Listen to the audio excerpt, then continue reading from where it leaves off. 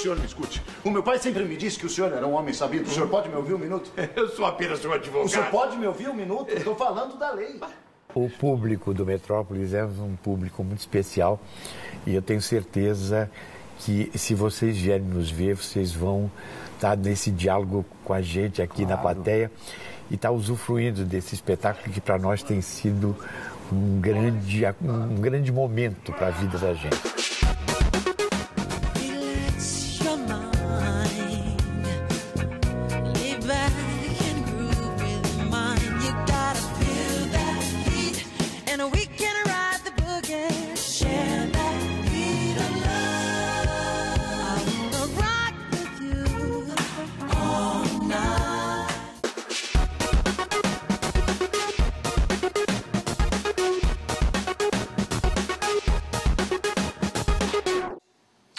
Olá, boa noite.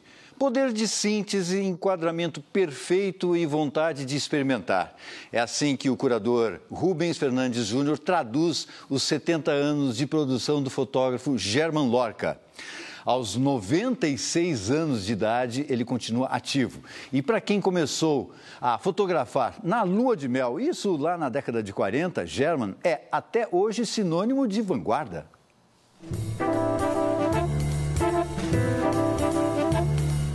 Muito da história fotográfica do Germán começa com a família, Henrique, é isso? O Henrique é filho, fotógrafo também, mas ele conta que ele comprou a câmera primeiro para fotografar vocês, é isso? Sim, a ideia dele foi, primeira coisa que ele pensou, que ele precisava de uma câmera para fotografar a família, né? Porque meu pai muitas vezes gostava de fazer experiências, né? Então ele chamava a gente, falava, ó, vem cá, faz isso aqui assim, corre aqui, corre ali, senta aqui.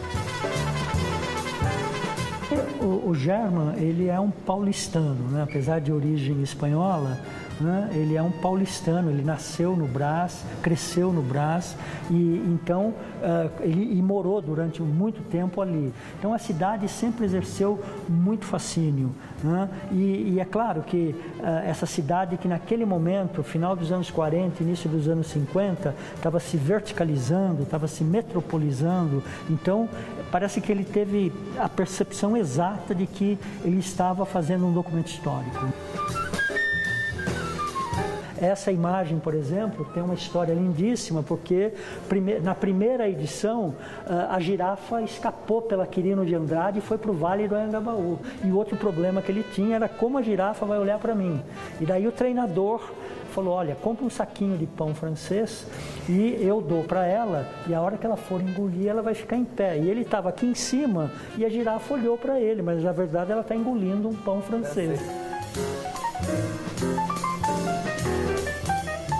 Não há inovação sem conservação, não há avanço sem memória, né? E trazer uma retrospectiva da obra do Germán é, inclusive, oferecer às novas gerações o que é possível e o que é impossível fazer com o mundo da fotografia na leitura artística, no pensamento artístico e no pensamento de uma contemporaneidade. Se existe um momento que ele está e que precisa fotografar, tem que ser a rapidez e o olho do fotógrafo.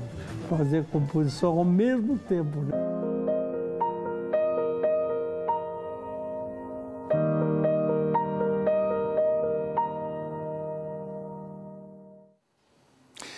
Sérgio Manberti e Rodrigo Lombardi estão no palco em Um Panorama Visto da Ponte. Eles contam os problemas de refugiados nos Estados Unidos na década de 50. Bom, qualquer semelhança com os tempos de hoje é mera coincidência. Ou será que não? Pega as malas. Os que eram pobres. Mas logo vi. Arthur Miller escreveu essa peça em 1955.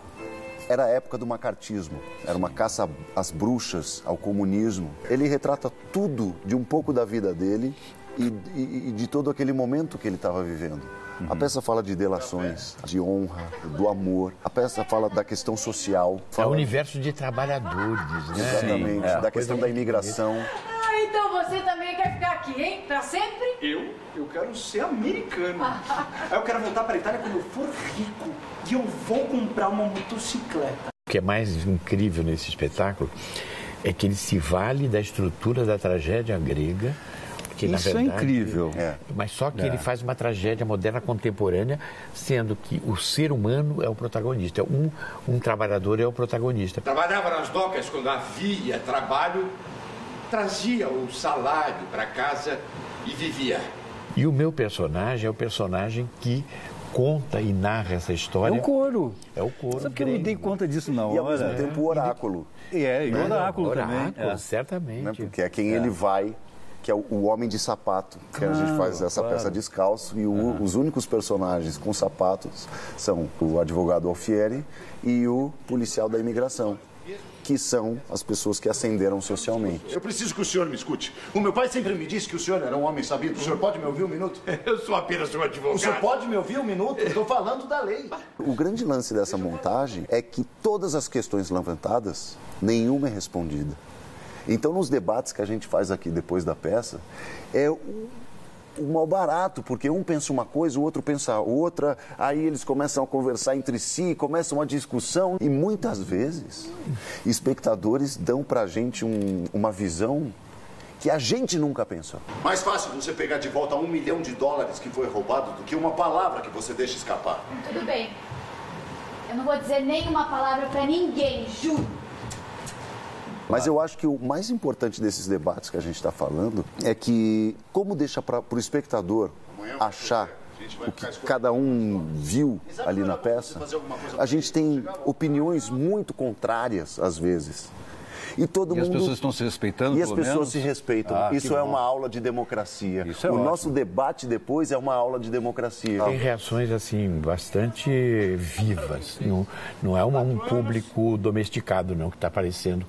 A conversa tem sido muito franca. E é muito gostoso. Isso é democracia, né? Na nossa cidade, os cavalos são mais magros que eu. Então, se tem bastante passageiro, a gente ajuda a empurrar as carroças até o hotel. O público do Metrópolis é um público muito especial e eu tenho certeza que se vocês vierem nos ver, vocês vão estar nesse diálogo com a gente aqui na plateia e estar usufruindo desse espetáculo que para nós tem sido um grande momento para a vida da gente. Então venham ver a peça e fiquem para assistir o debate, porque aí vocês vão sair melhores ainda, com certeza. Vão melhorar a gente. We'll have to flow with all this. Aí tem um som de trompete que é assim, ó.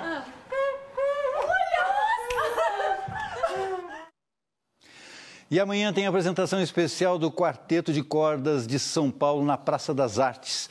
Bettina Stegman, Nelson Rios, Marcelo Jafé e Rafael Cesário vão receber no piano o compositor Antônio Pinto, que assina trilhas sonoras de grandes sucessos do cinema, como Central do Brasil, Abril Despedaçado e O Senhor das Armas. É o espetáculo Música de Cinema.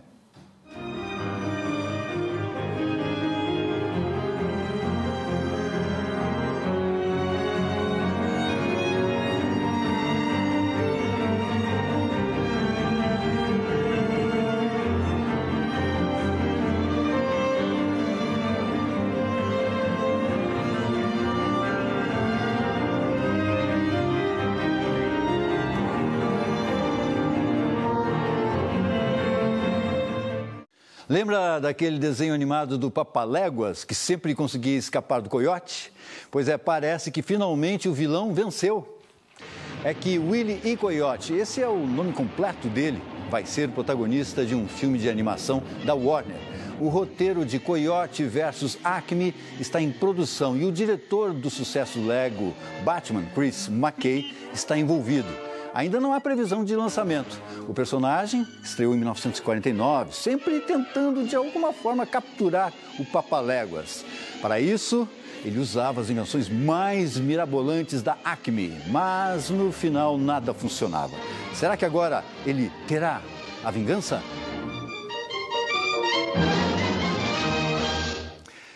outra do cinema. Saiu hoje o primeiro trailer para o filme Perdido, do diretor Orson Welles. The Other Side of the Wind foi uma verdadeira epopeia. Passou anos e anos em filmagem durante boa parte da década de 70, mas ficou no baú de Orson Welles depois de uma série de disputas judiciais. Graças à Netflix, o filme foi restaurado e montado. Ele vai ser apresentado nesta semana no Festival de Veneza. O longa é uma sátira aos estúdios de cinema da época. Conta a história do cineasta Jake Hannaford, interpretado por John Huston, que tenta um retorno a Hollywood, depois de muitos anos na Europa. The Other Side of the Wind estreia na plataforma no dia 2 de novembro.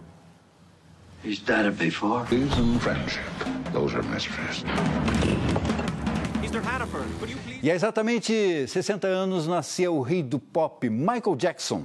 Nos anos 70 e principalmente 80, ele estabeleceu padrões na música, colecionou sucessos, revolucionou os videoclipes, fez o mundo dançar.